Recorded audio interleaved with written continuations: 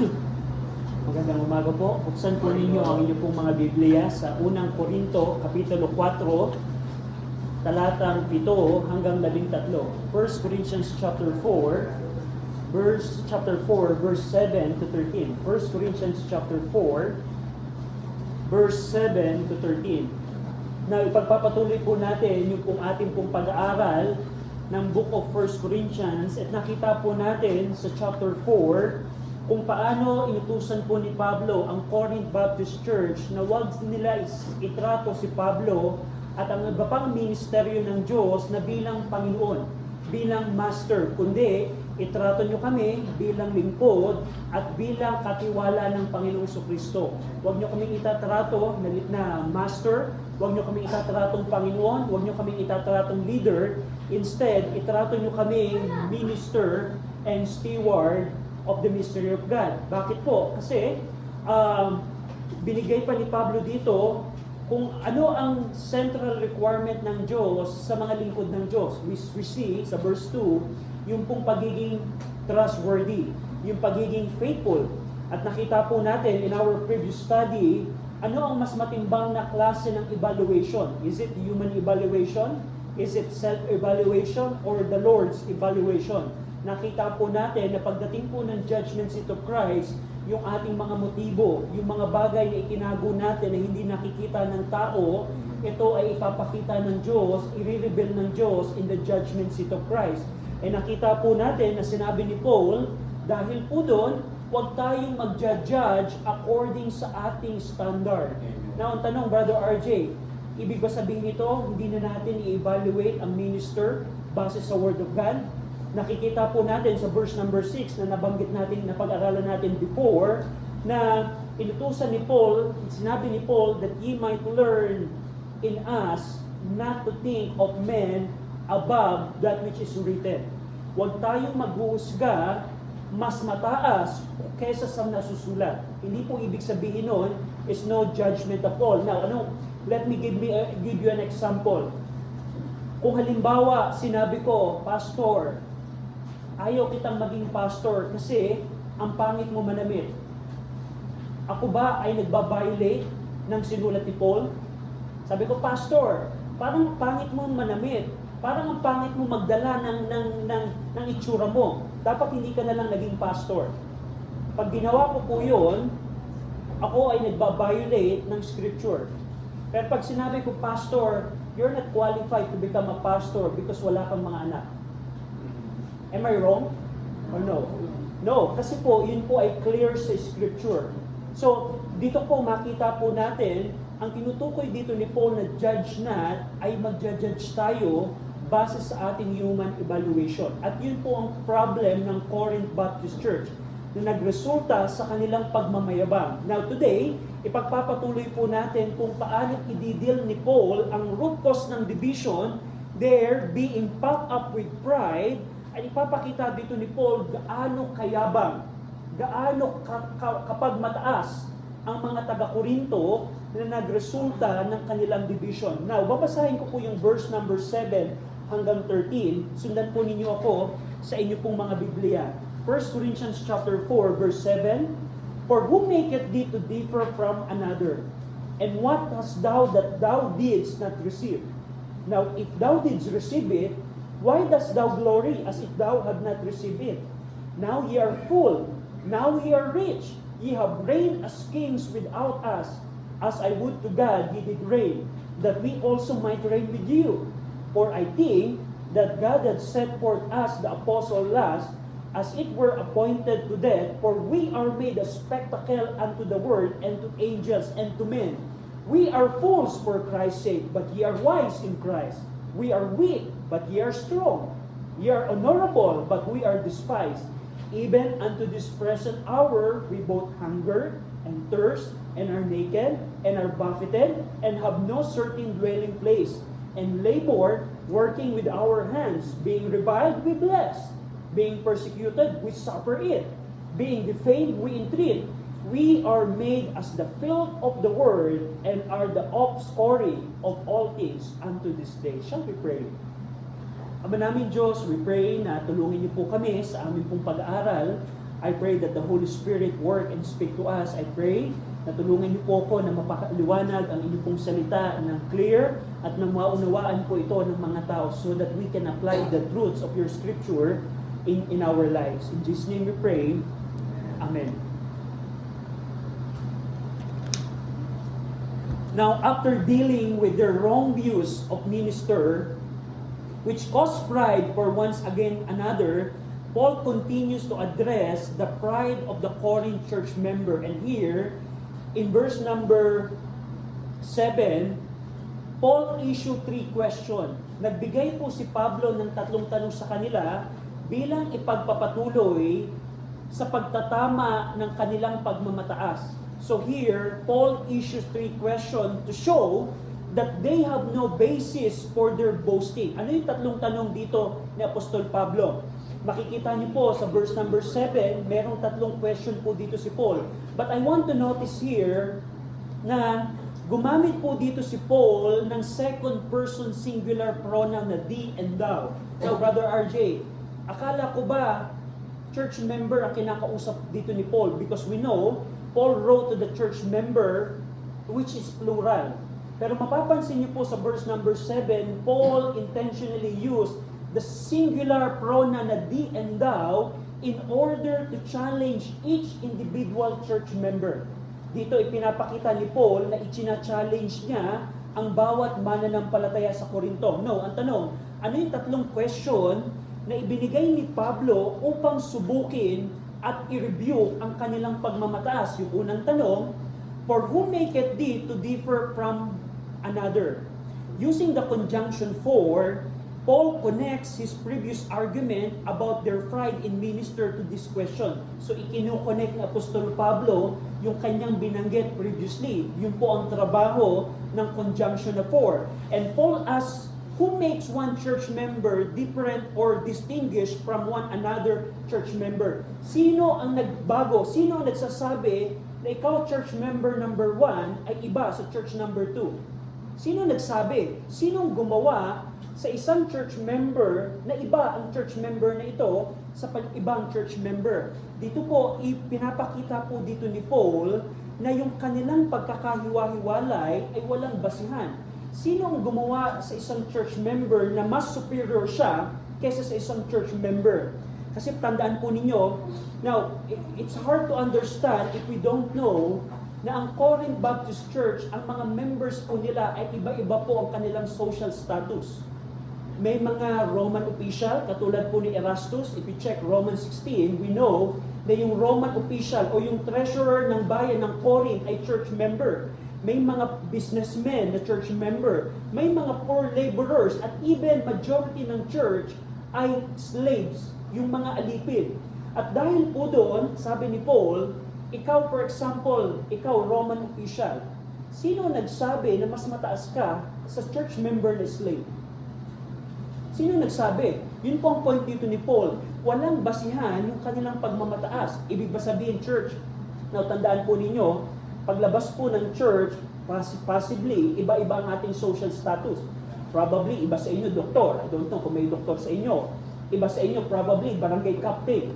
Pero ang point po dito ni Paul, once na pumasok kayo sa assembly, sa Corinth Baptist Church, there's no difference. Kaya Paul said, for whom maketh thee to differ from one another? Second question ni Paul, and what hast thou that thou didst not receive? Dito, tinutukoy ni Paul dito, meron kayong mga bagay na meron ngayon, sabi ni Paul, hindi baga tinanggap niyo yung mga bagay na meron kayo? Hindi baga, yung mga bagay na meron kayo ngayon, hindi baga tinanggap niyo ito?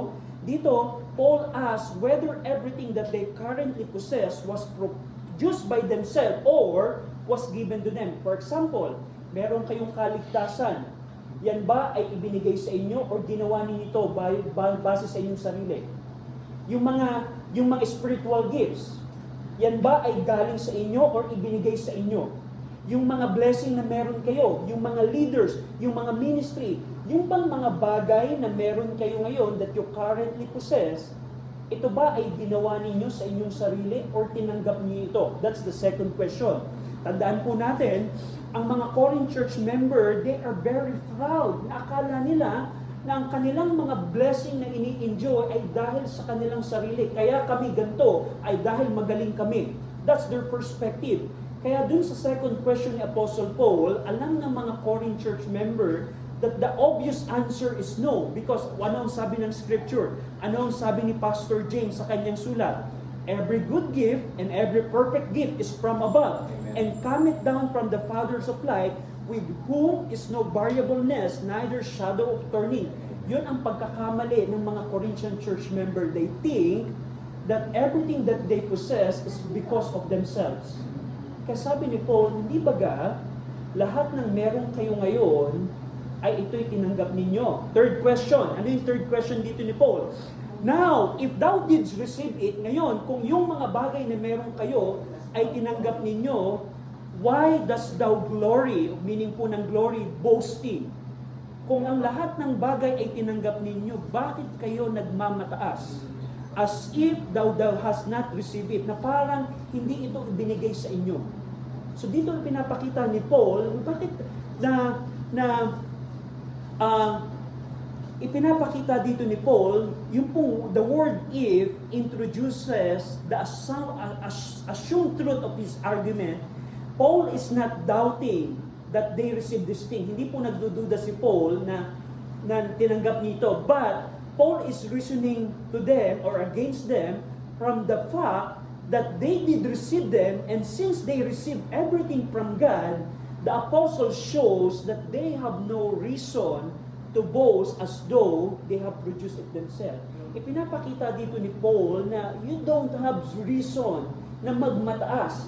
Kasi lahat ng bagay na meron kayo ngayon, ang kaligtasan ninyo, ang ministry ninyo, ang spiritual gifts ninyo, ang mga blessing na i-enjoy ninyo ngayon, lahat ng yan ay natanggap nyo lamang. Bakit kayo nagmamataas? Sabi ni Paul. So, we see here na a little bit of grammar. Yung pong word na dost thou glory, yun po ay in present tense, na nagpapakita yung kanilang pagmamayabang is ongoing.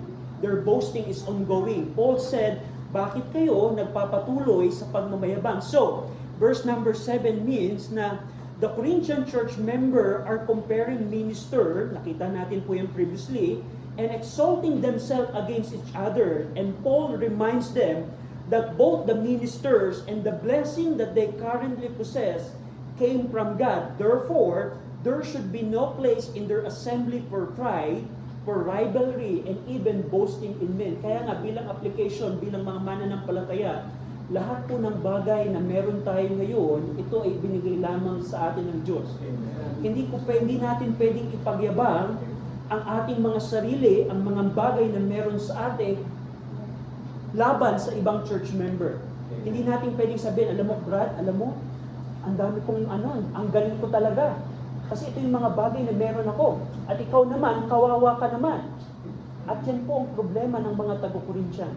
Paul is addressing, bakit kayo nagmamayabang? Now, verse number 8, now dito po, i-intensify ni Paul ang pag-deal niya sa kanilang pride. In verse number 8, Paul now rebukes the pride and the self-satisfaction of the Corinthian church member. He uses irony to expose how highly they thought of themselves.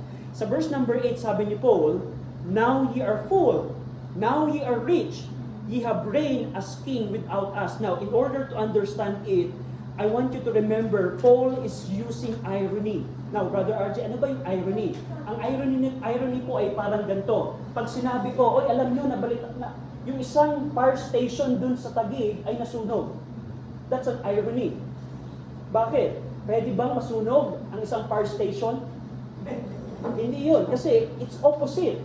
Halimbawa, sabihin ko, ay may kakilala akong piloto. Ang galing niyang piloto, but this pilot has a fear of height.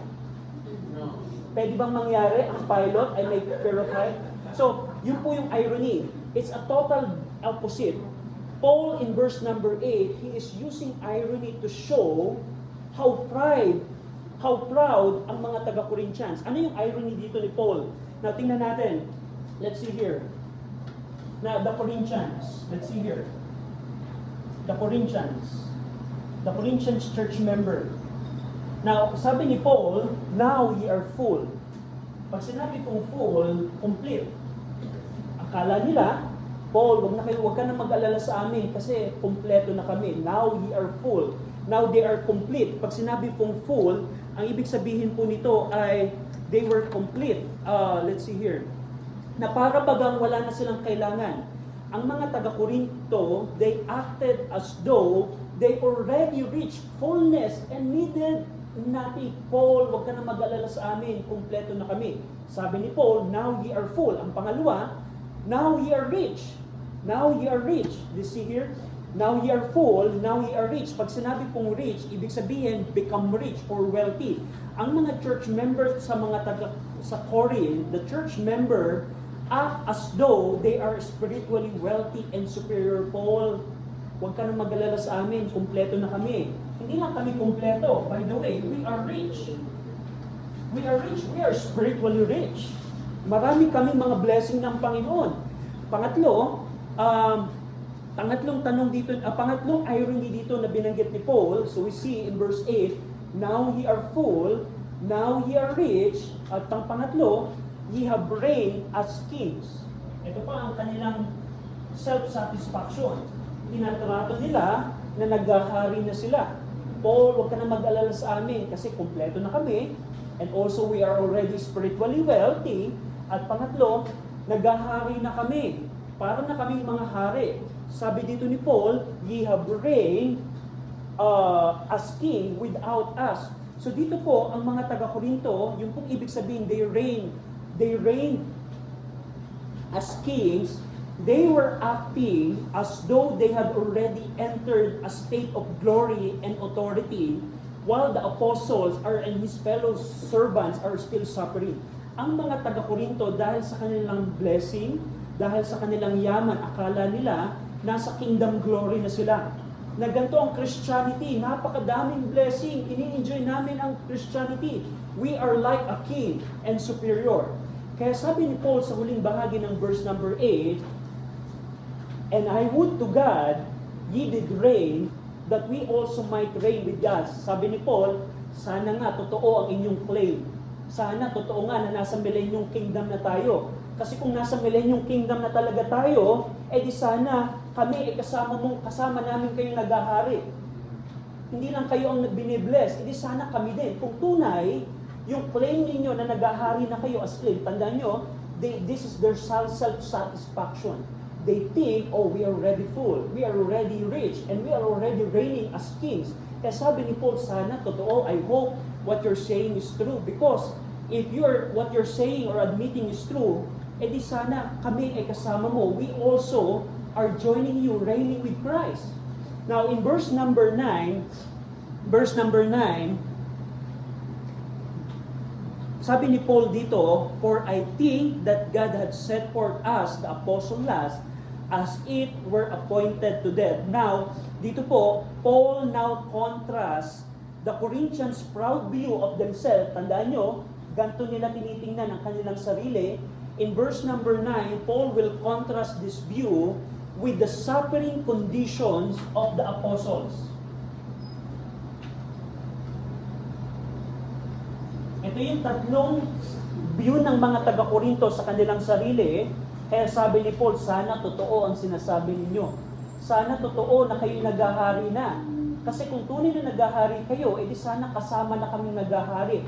But in opposite, ito ang condition na aming nararanasan. Sabi ni Paul, for I think God had set forth us the apostle last. Pag sinabi pong apostles, now, a little bit of context. Ang apostles po na tinutukoy po dito, contextually, ay yung, by the way, the word apostle means sent forth, or sent one, ipinadala. Ito po yung general term na ginagamit ng scripture, hindi lamang po dun sa 12 apostle. Ang yung 12 apostles po, yun po ang office of the apostles. Wala na pong ibang apostle in our time because the office of apostleship is already done. Pero yung word na apostles po dito in context, since Paul and Barnabas, Silas, at iba pang missionary ay ipinadala sila ng Diyos at pinadala sila ng Antioch Baptist Church. They are the apostles that was sent. So, in context, sa perspective ng mga taga-Korinto, sino ang mga apostles na kilala nila? Primarily si Paul. Kasi si Paul po ang pinadala ng Diyos to the Gentiles at si Paul din po ang pinadala ng Antioch Baptist Church na magtayo ng mga churches. Of course, si Paul to. Kilala pa nila si Silas. Kasi si Paul and Silas, sila po yung magkabady ng missionary na pinadala ng Antioch Baptist Church. At we know, sa kanilang second missionary journey, nung pumunta sila si Corinth, kasama nila si Timothy. So sa perspective po ng mga taga-Korinto, when Paul said apostles, alam nila na ang tinutukoy ni Paul ay si Paul, si Silas, at saka si Timothy. So yun po yung word na apostle.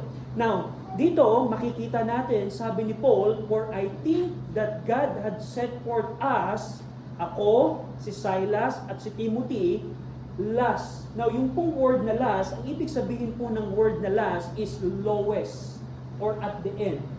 Hindi ibig sabihin pinakamababa. Sa paningin namin, yes, nagmamayabang kayo, pero sa tingin namin, pinalano talaga ng Diyos na kami ay maging huli. Kami ay maging mababa. Dito sinabi ni Paul, binanggit niya yung dahilan. Kasi sabi niya dito, tingnan po ninyo sa verse number, let's see here. Verse number 9, as it were appointed to death, na hindi lamang kami hinuli ng Diyos, kundi kami ay parang itinakda ng Diyos na appointed to death.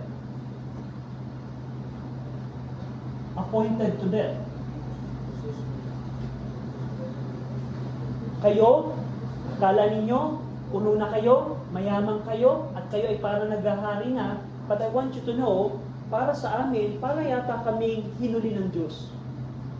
Para yata kaming laging may banta ng kamatayan. Yung pong word na appointed to death. Tandaan nyo sa death penalty, halimbawa sa Roma, nakatakda ka ng patayin, at ikaw ay appointed to death. Yun po yung tinutukoy po dito ni Paul. Paul was saying here na he gives his assessment of their present condition, and yung pong praise na had set forth, ibig sabihin, had show forth or to display. Para baga, kami ay ginawang display ng Diyos na kami ang huli. Na para baga, tinatrato ninyo na kayo'y kompleto na, kayo'y naghahari na, pero kami ay parang mga tupa na handa laging mamatay, appointed to death. Now, we see also here na tandaan po ninyo, Paul is not saying that the apostle were less in value before God, but that they appeared before the world as the lowest and the most humiliated men. He also pictures the apostles as condemned men being publicly exhibited before the execution. Parang tinatrato dito ni Paul na kami ay walang value sa harapan ng mundo. Na kami ay parang kinundemang kriminal na handa ng bitayin. Ganon ang trato ni Paul sa kanilang mga sarili. In verse number 9, hindi lamang doon, for we are made a spectacle. Spectacle. Pag sinabi pong spectacle, ito yung parang pinapanood sa theater. Imagine niyo Roman theater. Anong pinapanood ng mga Romano sa Roman theater? Yung pong mga binibitay, yung pong mga pinapakain sa leon. Sabi ni Paul, we are like a spectacle. Kami ay pinagmamasdan ng mga audience na binanggit dito ni Paul. Ano yung mga mga nanonood sa kanila? The world, and to angels, and to men.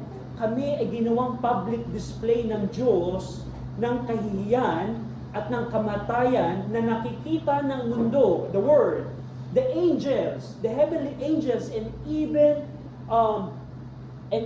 to men. So dito pinapakita ni Paul that they were a spectacle, both heavenly beings and even earthly men. Kayo, tinatrato ninyo, puno na kayo, kumpleto na kayo, kayo ay mayaman, kayo ay naghahari na. But how about us? How about us na naglilingkod sa Diyos? How about us na pinadala ng Diyos upang magtayo ng mga churches? Kami ay walang value sa harapan ng mundo. Kami ay para laging kriminal na handang patayin, handang mamatay. At kami ay naging spectacle ng buong mundo. Verse number 10, Now, sa verse number 10, gagamit po dito si Paul na i-continue po niya dito yung kanyang irony at gagamit si Paul ng tatlong contrast. 3 contrast, ano ang pagkakaiba namin sa inyo? Sabi ni Paul, we are fools for Christ's sake. We are fools. Pag sinabi pong fools, para kaming mangmang. Para kaming mangmang para sa benepisyo ninyo. Sila ay mangmang. How about the Corinthians? We are fools, but we are wise. Trato ninyo, pantas kayo, pero kami ay mangmang sa harapan ng mundo. That's the first contrast. Pangalawang contrast, let's see here. We are weak. We are weak. We are weak. How about them? How about the Corinthians? Anong trato nila sa kanilang sarili? We are weak, but we are strong. Yes, ini-enjoy ninyo yung mga blessing. Kala ninyo kumpleto na kayo. But I want you to know, Corinth Baptist Church, we are full for your sake. Kami ay naging mangmang sa harapan ng mga tao para kayo ay mapaglingkuran. And sa tingin ninyo, kayo ang pantas, you are wise. Pangalawa, we are weak and you're strong. At yung pangatlo, by the way, when you say weak, ibig sabihin po nito ay feeble or powerless or lacking strength, na parang ang hina namin physically, pero sa inyo, akala ninyo malakas kayo. Pangatlong contrast, the third contrast, in verse number 10, ye are honorable.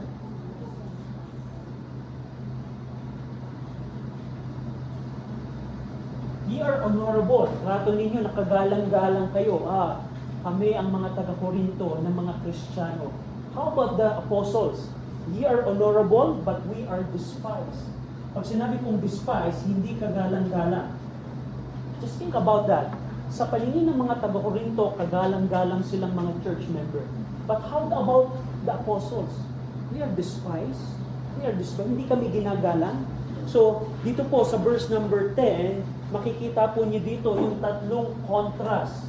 Tinatrato ninyo na kayo'y kumpleto na, nagmamayabang kayo kasi puno na kayo, kumpleto na kayo, mayaman kayo na parang nagahari na kayo, nagyayabang pa kayo na kayo ang pantas, malakas at kagalang-galang. How about the apostles? How about yung mga taong pinadala ng Diyos? We are fools. Mangmang kami. We are weak and despised. Verse number 11. Now, dito po sa verse number 11, magbibigay po si Paul dito ng 5 hardship. 5 hardship na nararanasan nila. Ano yung mga hardship dito? Even unto this present hour, we both hunger and thirst and are naked and are buffeted and have no certain dwelling places. So meron siyang 5 hardship. Hardship na pinakita. And by the way, pag chinek niyo po yung grammar, lahat po ng ito ay nasa present tense. Pag sinabi kong present tense, ongoing, in their present time.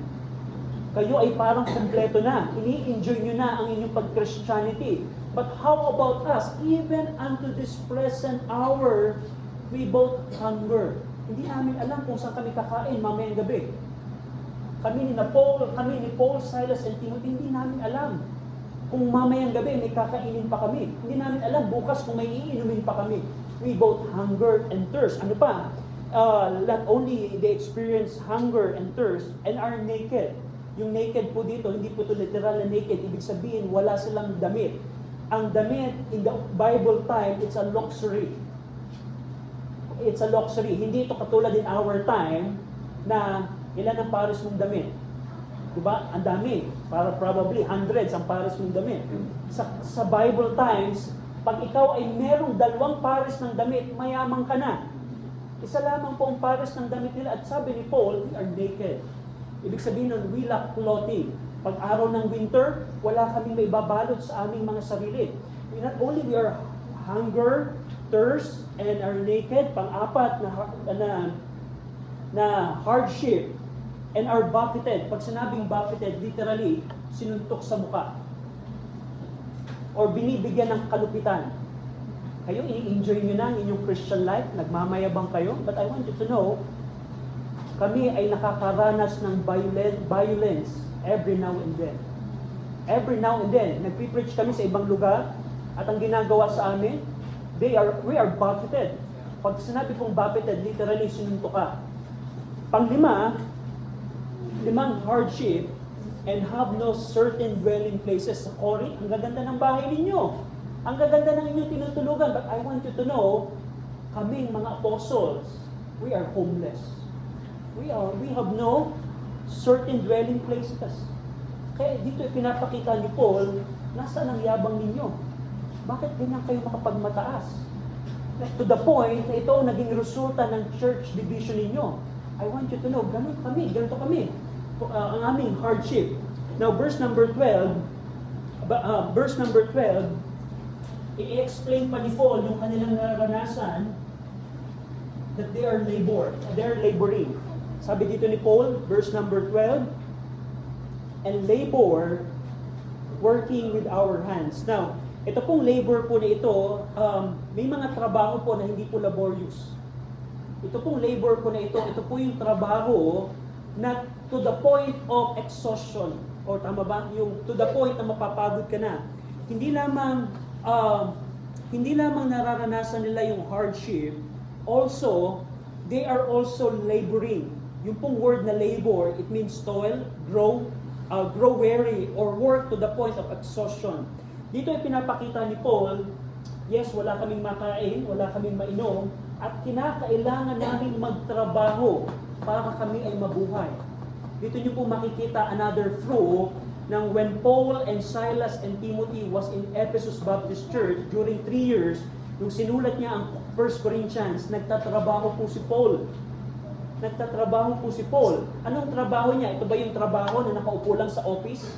8 hours, magtatayo ng 8, mag-out ng 4? Hindi po. Yung pong labor ay to the point of exhaustion.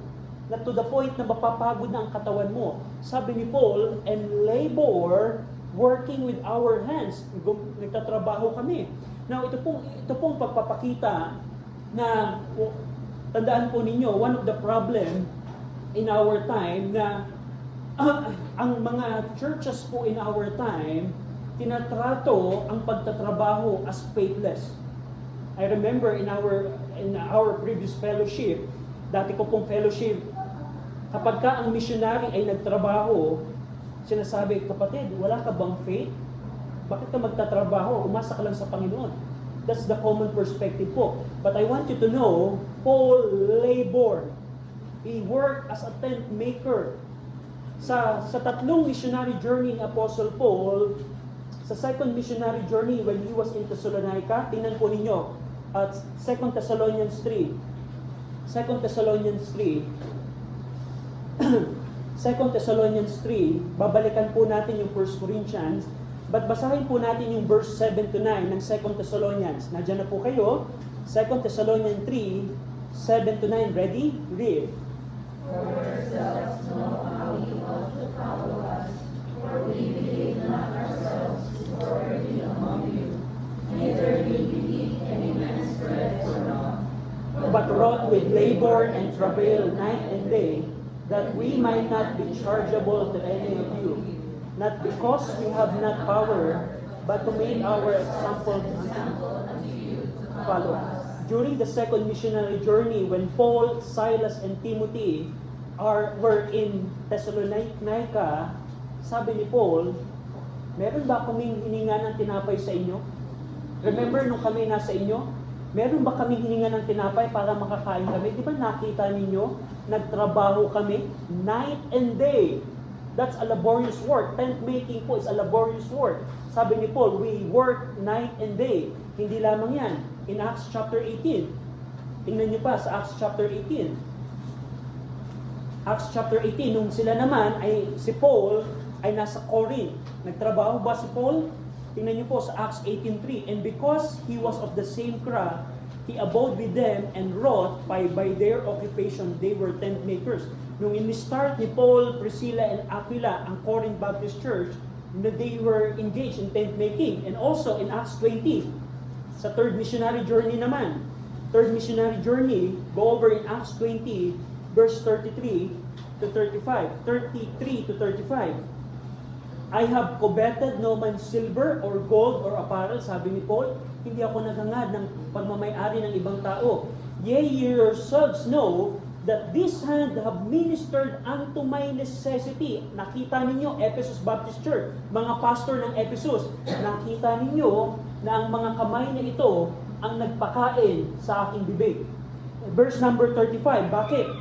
Verse number 35, I have showed you all these things, how that so laboring ye ought to support the weak and to remember the words of the Lord Jesus, how He said, it is more blessed to give and to receive. So another clue, during the third missionary journey, ay nag-work po si Apostle Paul. Tanging sa first missionary journey lamang po, wala kayong makikita sa scripture na nagtrabaho po si Paul. Bakit po? Kasi po, sufficient po yung supply na ipinadala ng home church po nila. And this is the principle. As a missionary, you don't need to work if the supply is sufficient. Pero kung hindi na sufficient ang supply, what are you going to do? You need to work. So, and another reason probably na hindi nagtrabaho si Paul sa first missionary journey. Sino yung kasama ni Paul sa first missionary journey? Barnabas. And Barnabas is a wealthy man. Siya po yung mayaman. So, those are the things. But ang point ko po dito is, ang problem sa mga taga-Korinto, which we're going to see in 1 Corinthians chapter 9, but sa 1 Corinthians chapter 9, ang mga taga-Korinto po, ang scripture po ay nagtuturo na ang tinuturuan po ang may responsibility sa pangangailangan ng nagtuturo. So darating po yung time, tayo po ang tinuturuan ng ating missionary, we have a responsibility to our missionary. That's 1 Corinthians 9. Pero sabi ni Paul, hindi niya to ginamit. And we're going to see that later on. But ang point po ng ating pag-aaral ngayon, now, tingnan po natin, ano ang tingin ng mga taga-Korinto sa kanilang sarili? Na pagmataas sila sa mga bagay nito. At sabi ni Paul, we are laboring para lang kami makakain. Para lamang kami mabuhay, we labor to the point ng exhaustion. So, we see that sa verse number 12. Now, yung huling bahagi po ng verse 12, magbibigay po dito si Paul ng response nila sa mistreatment. Nakakaranas po sila ng mistreatment. Pagmamaltrato. Mistreatment. Meron pong tatlong mistreatments na binanggit po dito si Paul, which is yung una, they're being reviled, they're being persecuted, and they're being defamed. So, ano ang response nila kapag nakakaranas sila ng maltreatment or mistreatment? Yung una, they are being reviled. Pag sinabi pong reviled, let's see here, yung pong word na reviled, it means insulted or abused. We are being insulted. Every day of our life, we are being insulted. And we are being abused. And how we treat is, being reviled, we bless. And then, there's a biblical principle there. Kapag ka may nag-insulto sa iyo, sabi ni Jesus Christ, bless them that curse you and do good to them that hate you. And that's what the apostle applied. They applied what Christ taught to them. But Paul said here, yes, ito ang tingin niyo sa inyong sarili, but I want you to know, church, we are being reviled. Araw-araw mayroong nag-iinsulto sa amin. Pero hindi kami gumaganti sa kanila. Instead, we bless them. Pangalawa, ano yung mistreatment na nararanasan nila? Being persecuted. Being persecuted. And how we respond to persecution? We suffer it or we endure it. We suffer it. In-endure namin yung persecution. At ang pangatlo, sa verse number 13, being defamed. Pag sinabi pong defame, ito po yung pagsalitaan ka ng masama or accusation or pagbibigay ng slanderous words, yung pagsalitaan ka ng blasphemy or akusahan ka ng masamang bagay, yun po yung defame. Yung pagka sinabihan ka na, ay, hindi ka naman sa Diyos, anak ka naman ng demonyo. Parang ganun po, yun po yung defame or false accusation. And how Paul responds sa defame, being defamed. Sabi ni Paul, verse 13, being defamed, we entreat. Pag sinabi pong we entreat, ibig sabihin nito, hindi kami gumante ng slanderous words sa kanila. We didn't revenge. Instead, we reason together. Ibig sabihin, we explain our side. Na hindi naman talaga kami namemera. Kung sasabihin ninyo namemera kami, that's we are being defamed, we will explain ourselves. So, yun po yung entreat. So, dito, nakita natin yung tatlong mistreatment sa kanila. Now, kung kumpara po natin, dito po, ang tanong, Brother RJ, bakit ibinibigay ni Paul yung listahan nito? Just to show, Corinth Baptist Church, walang basis ang pagmamayabang ninyo. You're thinking that you are distinct, but ikumpara kaya natin ang nararanasan ninyo sa nararanasan namin, mga apostol ng Panginoon. Ito ang mga nararanasan namin. At bilang pagtatapos, kinungklud dito ni Paul yung kanilang sufferings and their current condition. Tinawag ni Paul ang kanilang mga sarili sa huling bahagi ng verse 13.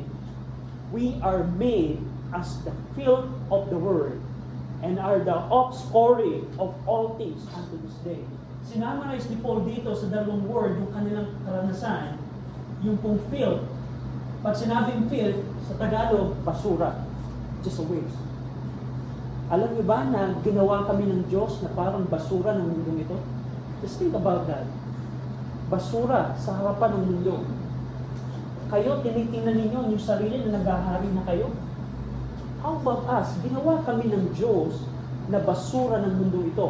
Pangalawa, yung pong offscouring. Pag sinabing offscouring, sa Tagalog means offscouring.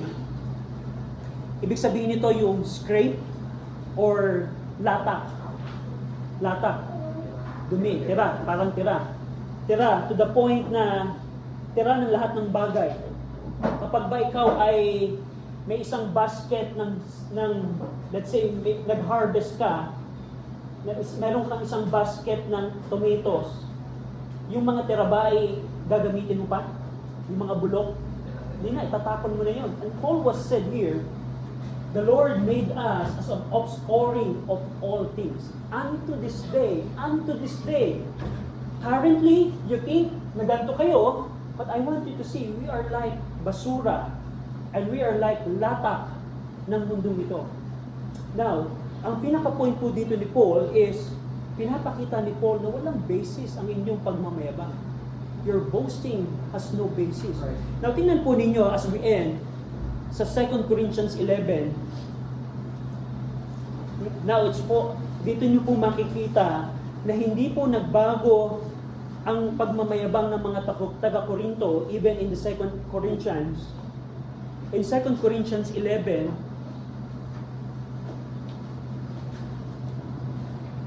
now context po ng 2 Corinthians 11 so that we can understand as we read these verses, may mga kaaway po si Pablo na dinidil niya sa 2 Corinthians. Kaya ang sabi, at dito pumasok si Paul sa contest. Nagyayabang kayo, magmamayabang din ako. Papasok po dito si Paul sa isang foolish contest of boasting. Nagmamayabang kayo, mga taga-Korinto at mga kaaway ni Paul sa Korinto. Sabi ni Paul, sige, magjo-join ako sa contest ng pagmamayabang. Tingnan niyo po ang sinabi ni Paul, 2 Corinthians 11, verse number 22. Ito po yung mga kaaway ni Paul. Are they Hebrews? Sabi ni Paul. Yung bang mga kaaway ko dyan ay mga Hebreo? So am I. Oh, equal kami. Hebreo ba yun? I'm also Hebrew. Pangalawa, are they Israelites? Israelita ba yung mga mayayabang dyan? So am I. Ako din, Israelites. Are they the seed of Abraham? Sila ba ay galing kay Abraham? Ninunuban nila sa Abraham? So am I. Are they the minister of Christ? Sila ba ay lingkod din ng Diyos? I speak as a fool, I more. Sabi ni Paul, sila ba ay ministeryo ni Kristo? Sila ba ay lingkod ni Kristo? Sabi ni Paul, nag-open and close parenthesis, magsasalita ako ng bilang mangmang. Sabi ni Paul, mas sigit ako sa kanila.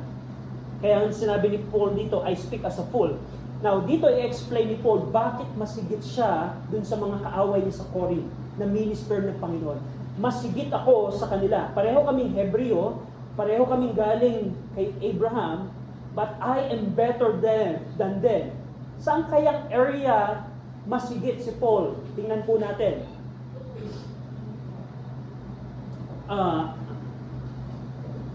Sabi ng verse, let's see here. 11, verse number 23. Are they minister of Christ? I speak as a fool, I more. In labors, more abundant. Sa pagtatrabaho, mas madami. In strife, above measure. Pag pinag-usapan ang latigo, dito ako magmamayabang. Mas maraming peklat ng likod ko na hinampas ng latigo. In prison, more frequent. Sa pag pinag-usapan ang pagkakakulong, lagi ako nakakulong. In deaths of, pag pinag-usapan ang muntikan ng namatay, masikip ako sa kanila. Of the Jews, 5 times receive I 40 stripes, save 1. May isang pagkakataon na yung mga Hudyo, pinaglalatigo ko ng 40 beses. Verse 25, thrice was I beaten with rods. 3 beses akong pinagpapalo ng bakal or ng rods. Ano pa? Once I was stoned. 1 beses pinagbabato ako. Muntikan na akong mamatay. Thrice I suffered shipwreck. 3 times lumubog yung aking sinasakyang barko. A night and day I have been in the deep. In journeying often, in perils of water, in perils of robber, in perils by my own countrymen, in perils by the heathen, in perils in the city, in perils in the wilderness, in perils in the sea, in the perils among the false brethren, in weariness, in painfulness, in watching often, in hunger and thirst, in fasting often, in cold and nakedness, beside those things that are without, that which cometh upon me daily, the care of all the churches. So, dito pinapakita ni Paul, ano yung current nilang condition bilang mga lingkod ng Panginoon. Meron ba sa ating nalatigo na? Sino sa inyong nalatigo na sa paglilingkod sa Diyos? Sino sa inyo ang muntikan ng 3 beses na yung dahil gusto nyo magtayo ng church sa ibang lugar, yung barko na sinasakyan nyo ay lumubog? May nakaranas na ba niyan? Meron na bang nakaranas sa atin na, let's see here, yung tangka ng buhay? Meron na ba sa ating pinagbabato? So, ang pinaka-point po dito ni Paul sa kanyang argument sa chapter 4, Corinth Baptist Church, walang basihan ang inyong pagmamayabang. Kasi ito pong pagmamayabang po nila, ito po yung nagresulta ng division. Just imagine sa church, kapatid, alam mo ba, ako yung Roman official, ha? Doon ka uupo ha? Sa likod, ako yung uupo dito, sa tapat ng aircon. Ganun ang mga taga-Korinto. Alam mo ba, church member, ako ay mayaman, huwag kang tatabi mamaya sa akin. Ganun ang Corinth church member. Kaya sabi ni Paul, anong basihan ng inyong pagmamayabang? Anong basihan? Hindi na ba nakita kung paano kami? Ano ang tingin sa amin ng mundo? At paano kami dinisenyo ng Diyos, ng mga lingkod ng Diyos? Na para kaming basura at lapak ng mundo ito. Now, apply po natin ang truth po na ito. Sa dalawang ito, Corinthians versus Apostles, sino sa dalawa ang katulad ng buhay ni Kristo? Si Kristo ba ay nakaranas din ng mga ito? Now, kung kukumpara po natin, tingnan po natin ang mga minister ng ating panahon. May mga pastor po akong kilala, ilan po ang bulletproof na sasakyan para makapag-church. Diba? May mga minister po ngayon na may private jet. Private jet. Now, kung titingnan po ninyo ang Christianity today, I would look at Paul instead ng mga minister in our time. I would not look to the minister of our time na merong relon na 1 million worth of peso. Now, yet, probably, dahil sa kanilang labor, but ang point ko po dito, kung titingnan, kung yun po ang magre-resulta sa atin sa pagmamayabang, I would think about the life of Paul. And bilang mga Kristiyano, I think, yung life po ni Paul would challenge us to serve the Lord. Lahat po ng ito, I think, hindi pa natin naranasan. Kahit po ako, hindi ko po naranasan karamihan, majority of this, hindi ko po naranasan. At kung titingnan natin, we are spoiled in our time. Even though na tayo spoiled na, kung titingnan ninyo, marami bang Kristiyano ang naglilingkod sa Diyos? Marami bang tao ngayon ang involved sa church planting? Marami bang involved na witness ng Panginoon na nagsishare ng gospel? Shame on us. 21st century, shame on us. Just think about these people. Now, we will continue it next week and we're going to see on how Paul concludes this argument. Let's pray. Ama namin Diyos, salamat sa Word of God na aming pong napag-aralan. We pray na ang inyo pong salita, the Word of God that we heard, maging challenge po sa amin na masigit na maglingkod po sa inyo. In Jesus' name we pray.